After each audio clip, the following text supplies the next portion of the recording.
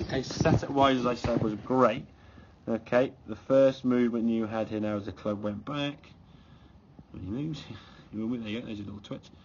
So there's your club now, too far there. So the club's sort of level with your hands, you can see the club now working behind your legs, okay, so go a bit behind you, okay.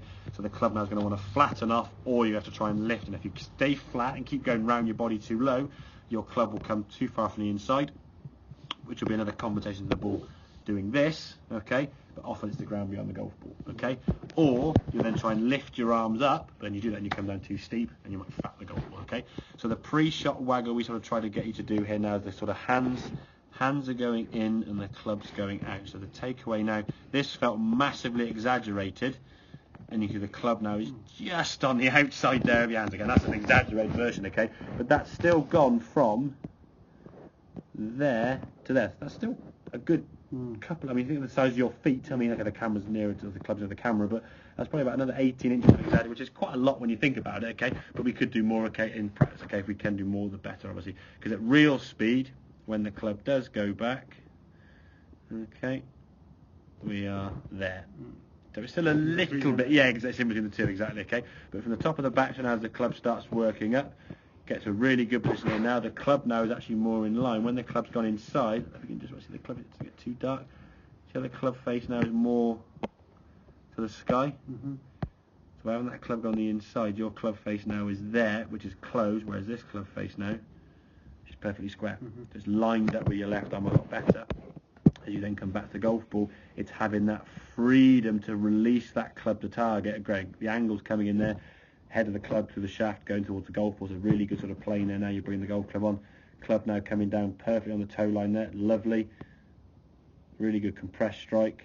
And then again, a really good shot twisting through up onto your left side there. Again, the balance is really good. Overall swing of this, as we say, if we watch this now with fullest speed,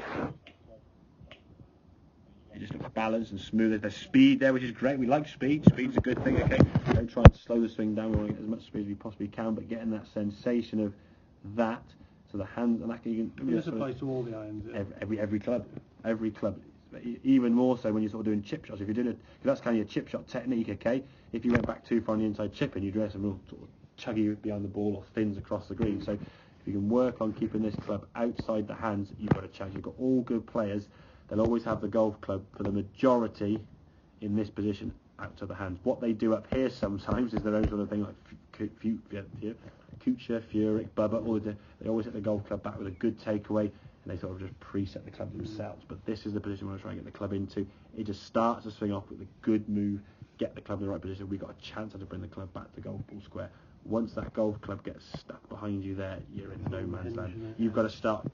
Well, the thing is, your forearm's done this. That's going to flatten off your left wrist too much, okay? The club's too far on the inside, so you've got to try and unadjust your wrist and change the path, just plus changing the plane.